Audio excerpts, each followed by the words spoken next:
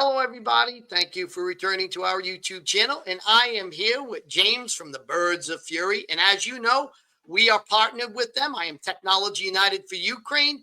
This is James from the Birds of Fury. We are now officially partnered with the Ukrainian Armed Forces with their unit, which is a Ukrainian military R&D unit, and we work with them to create innovative technologies. So if you would like to help the Ukrainian Armed Forces create innovative technologies, there's a link in the description. Go over there if you're an engineer, scientist, technologist, somebody who wants to help James out with fundraising, especially with fiber optic drones. Go in there, put your name, sign up, and we look for everybody's help in social media. James, go ahead and take it away. Yeah, so thank you all for coming. If you go to whyukraine.com, you'll see the most recent innovation fundraisers that we're running here in our partnership with Technology for Ukraine. Obviously, we can't give you all the details about what we're doing, but if you'd like to help us keep one step ahead of the orcs here in Ukraine in terms of technology, every little bit helps, even a freaking dollar. So we've got fundraisers for the plastic, because we need a 3D printer plastic. Oh, I have the reels sitting over there. 3D printer plastic for building these fiber optic drones, which are incredibly important right now. Other things that we're doing to build, our main focus is on fixed wing drones, and we're working on new fixed wing bomber drones that go behind enemy lines, penetrate through radar and electronic warfare as far as 55 kilometers behind enemy lines. And if you'd like to help with that, you can go on whyukraine.com and check that out. And one thing that we're working on that's brand new is a big problem is GPS spoofing. If you don't know what that is, it's where you make the GPS think it's in a different place. And we do it to the Russians do it to us, and we have to fix the problem. We have to do something about this, and we have to solve that problem before the Russians do. So we have a plan for that, and if you'd like to help us do that, you can. We can't give you all the details, but you can actually. Every little dollar helps. You'll see it on the webpage, whyukraine.com. So let's talk about some of the crazy drone stuff that's happening here in Ukraine, shall we? You want to share your screen? There we go. Yeah. So I've said that this drone situation is just like a cat and mouse game. And I believe it's Magyar's Birds are the guys who are working on. I mean, they're basically using radar, and radar is sophisticated enough now to detect even something as small as a drone. And then they try to intercept that. That's a tough thing. It's a tough thing to do. So the deal, if you guys don't know what the fiber optic drones are, I had to explain it to a Ukrainian today. What's going on with fiber optic drones? Fiber optic networks here are very common. I have fiber optic here in my apartment building here in Ukraine. Gigabit to the desktop is very common and very cheap, incredibly cheap here. So a roll of fiber can be, let's say between 10 and 30 kilometers. Okay. And so what these fiber optic drones do is they just carry a spool. Hang on, let me grab a spool over here. Like this here. Here's the back of the cone. This is the rear end here and where the Yeah, spool yeah. is in here. Right. So this is a spool for 3D printer plastic. Okay, but the concept is the same. Okay, the fiber can be, 30 kilometers. I've even seen some 50 kilometers. And it falls out behind the drone as the drone flies along. So it can get tangled up in things, but that doesn't really matter too much. The wind can blow it around, which, maybe you have 10, if you have 10 kilometers, a lot of that might get wasted. So you don't have that full range. But what it allows you to do is get around electronic warfare, electronic interference. And both Ukrainians and Russians are using electronic interference now. And that is why these fiber optic drones are a necessity. But so now, how do you stop fiber optic drones? Well, now you're back to you got to take a step back to the old technology, and you're using you're using radar, with pretty sophisticated radar though, to pick up something that small, right? It's literally not much bigger than an actual bird, So but flying at 100 miles an hour, maybe at least maybe 50, 60, 70, up to about 100 miles an hour for these fiber optic drones. So now then they have to have the interceptors. How are they going to intercept these drones? And that is something that we are also working on. At the same time, we're developing more sophisticated fiber optic drones. We also have to. So on the next tab, I think we'll see some on the Radical Solutions tab there, Brian. Yeah, there you go. So no, damn, the next one. that's the next one I'm going to talk about. There we go. Okay, so drones are now launching drones to attack other drones, right, in Ukraine. So like, for example, my unit deploys fixed wing drones that are a couple of meters, maybe 2-3 meters wingspan, and those can potentially carry smaller interceptor drones. So if you imagine, and what you see in this little picture here in that screenshot is an interceptor drone flying above a Russian drone that is meant to be intercepted. And there's a couple of ways they can do that interception. There's direct, kinetic targeting, literally knocking it out of the sky at 200 miles an hour. And there's proximity detonation, which works a lot like, flak, what have you. Now, the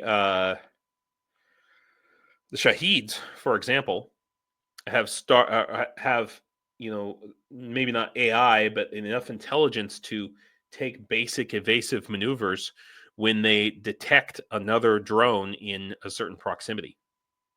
Yeah. And this is a thing. This has been around for a couple of months now. So these drones, and maybe we can look at the next tab over, Ukraine's Sting drone. We happen to know that this is not the only company making these drones. Some people call it the flying dildo. Yeah. But it's basically it's got a camera on the front, and they're made as lightweight as possible. They don't usually have as much range as a normal surface to surface drone. And to be honest, I mean, a lot of the testing so far has been of these being ground launched, but it's very, very quickly, I think they're going to be launched from other drones. And I've seen them. I've seen one drop from a mothership on a Reddit, on a Reddit page. Yeah. And just so people know, we first develop these. These were many, many, many, many months ago. We're the Yep. ones who brought this concept into Ukraine. Yep. The dildo of consequence. That's what the Ukrainians call it. So yeah, like, it's just this constant cat and mouse game that that is being played out here in Ukraine. And the thing that I don't think that Americans are thinking about, because they think that this is happening in Ukraine and it's not happening in America. Well, guess what? The chickens are going to come home to roost. Okay. And the simple fact of the matter is that, anybody in America could build one of these damn things. Yeah. Well, we are all worried about some guy with an AR-15 or whatever. What happens when we got some nerd, with the dildo of consequence? I mean, we already had the drones in New Jersey, is what I mean. I'm just trying to build some relevance here for. Well, you know Americans. what you're saying, James, is what I tell everybody is we built one of these. They go up 30,000 feet, roughly 350 kilometers an hour. And we made it with parts off of Amazon and some really clever software engineers. So we really need to think about what the future of threats can be. Yeah. Well, I really think that, for example, in this recent situations in New Jersey and other places around the country where there's been these unauthorized drones, mysterious things, I think that we're going to start seeing these kinetic interceptor drones, and launched from mothership drones. Okay. Mm-hmm. Being deployed by police departments, okay, as a protective measure. Now, a lot of people will say, "Well, I could just use a shotgun." Not when they're beyond 300 meters, man. A drone can be 300 meters away. You're not even going to see it. You might not even hear it. Okay. You're not going to use a shotgun until it's right up on you. In America, cities, here in Ukraine, cities need to start using these things to protect themselves. But in America, cities are, police forces, I'm saying in 5 years, less than 5 years, every police force is going to have at least one task force of, the anti-drone task force, just to take down anybody flying unauthorized drones, because they will be considered potential threats.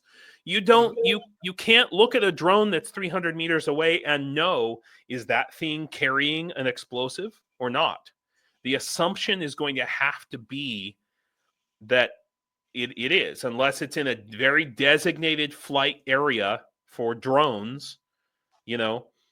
That's what police departments in America are going to have to assume. And James, this is the big thing with a 3D printer. A cell phone, you can take a cell phone, the technology in the air, compute, like you can find all the technologies you need to build something. If you're, a competent engineer, or, you have a team of people, maybe with not such good intentions.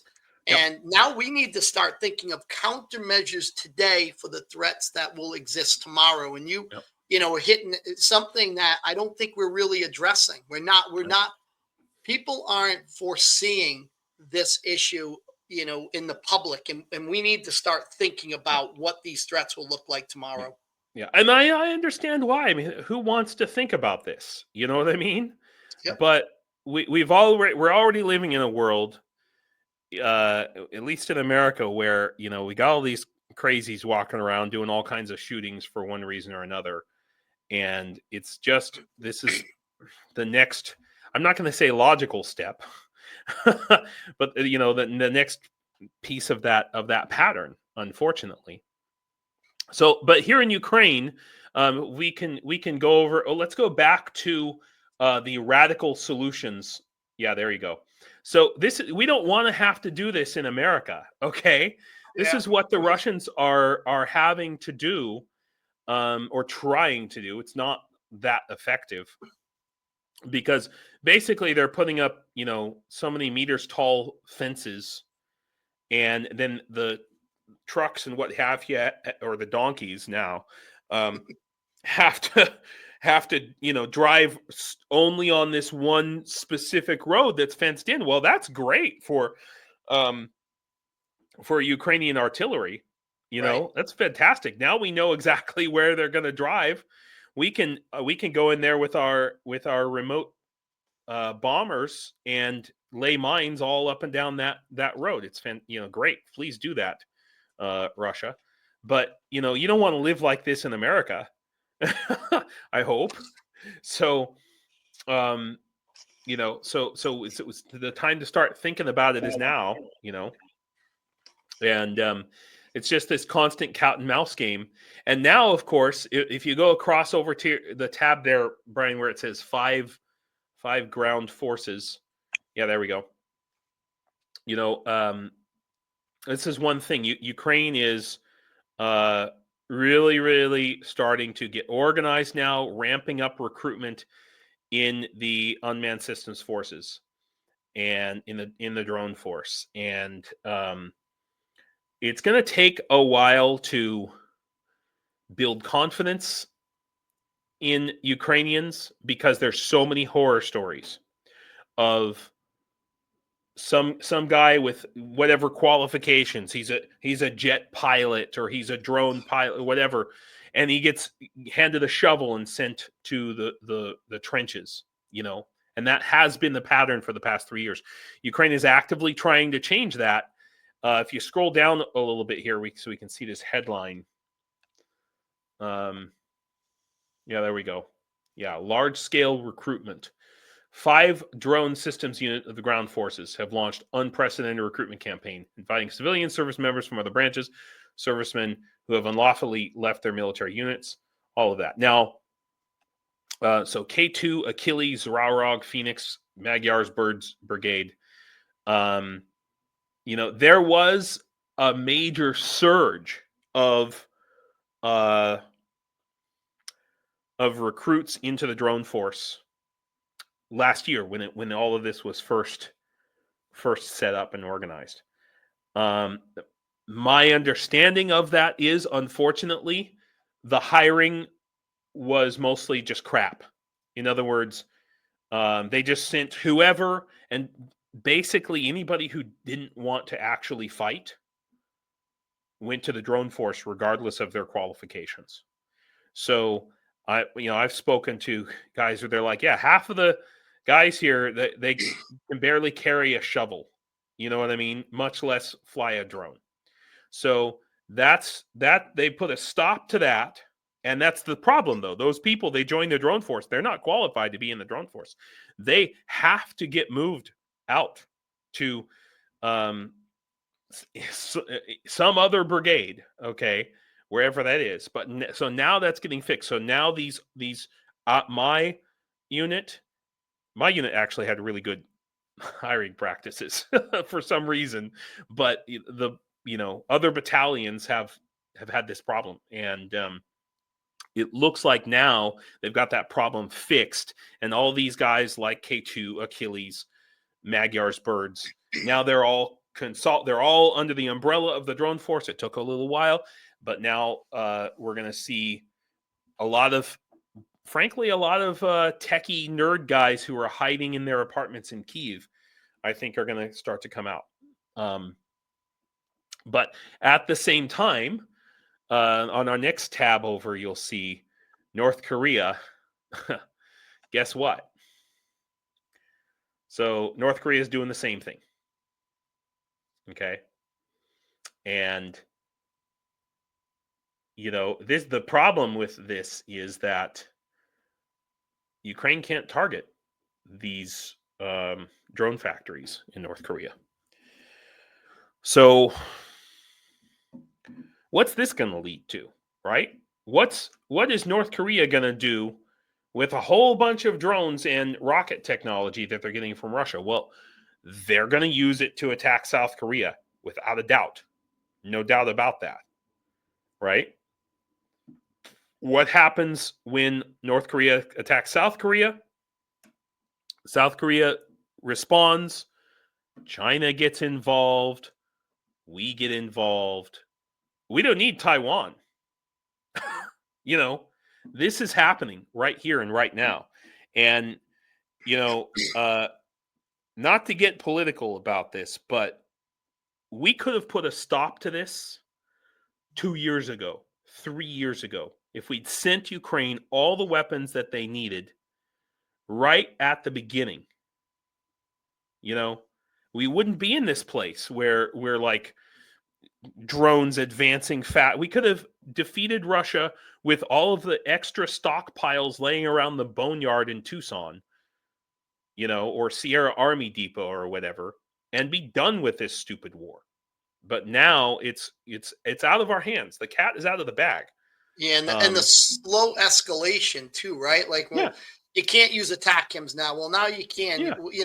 Now you have full ability to hit anything you want in Russia with any equipment. Like, this is what I mean. Weapons that should have been done before. This is exactly what I mean. And I mean, I understand why people are just afraid of nukes. Well, guess what? Your fear is actually making the problem worse, and has made the problem worse. And now, things are spinning out of control. And I mean, all I can say is, I want to put myself right in the goddamn center of that hurricane. Is actually the safest place to be, as far as I'm concerned.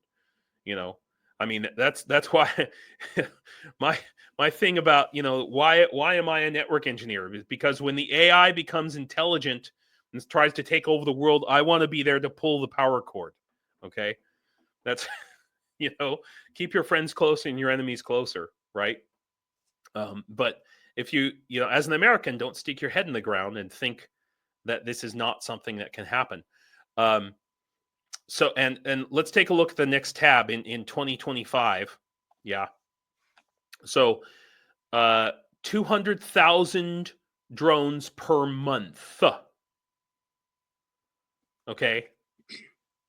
200,000 drones per month. And that's not coming from like America. America's not making 200,000 drones per month. I mean, I hear countries like Estonia gave over like 7,000 drones or something.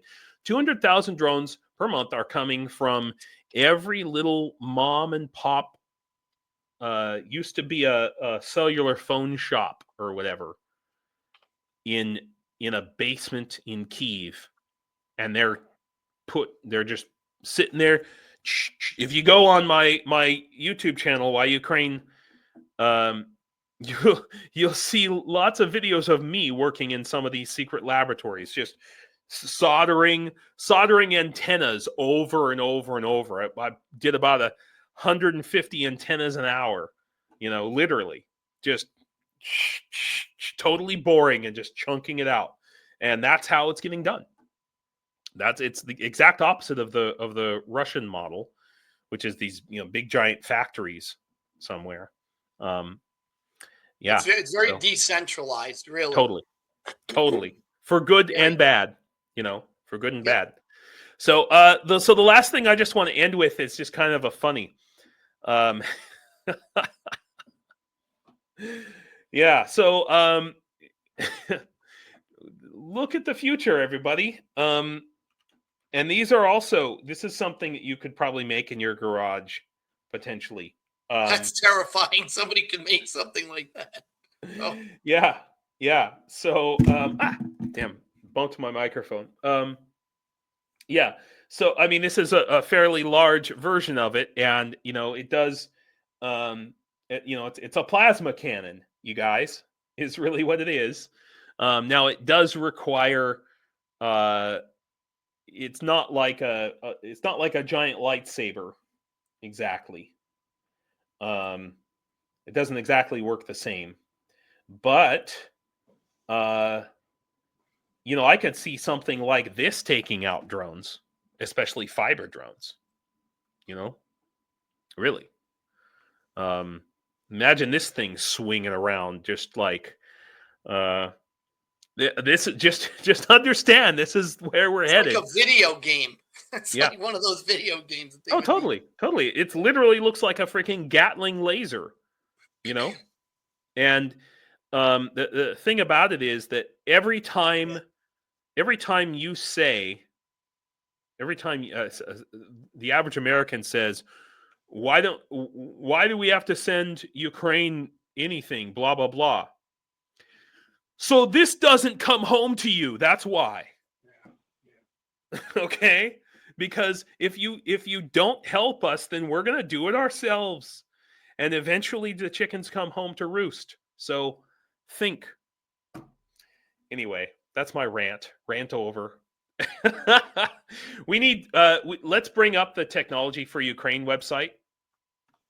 And yeah.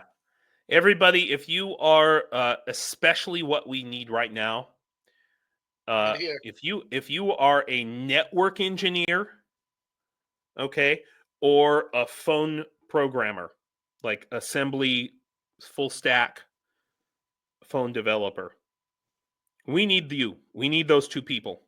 Okay, network, even not network engineer, network administrator, wireless engineers.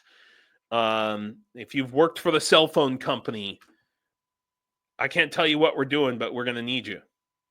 Please volunteer. If you want to help Ukraine, you don't have a pile of cash laying around, go on to Technology for Ukraine and volunteer. The second thing is, Brian, if you wouldn't mind bringing up whyukraine.com. Thanks. I should have said this before. Nope, no worries. Yeah, or the YouTube channel too. Yeah, is that what you want me to do? The YouTube channel or either one? Okay. Let's go YouTube channel first, and then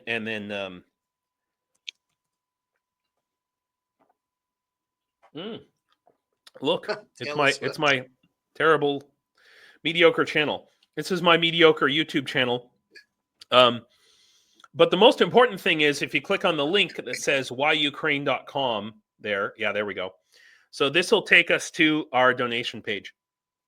And if people would like to directly donate to Innovation, I just sent money to one of our engineers today, finally, to get the plastic for the 3D printers to print those fiber optic spools, the spool containers.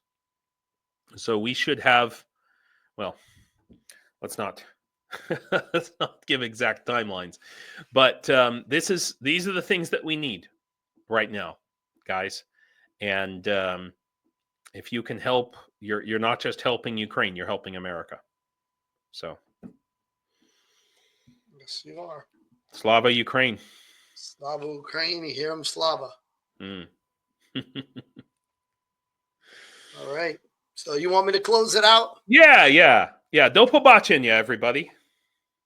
And remember, go to either one of our websites to donate or join the cause. And we look for everybody, even social media people. We need to get the word out. They need people to help with the fundraiser. So please get on board. Let's make magic happen. And again, thank you for coming, everybody. Дякую.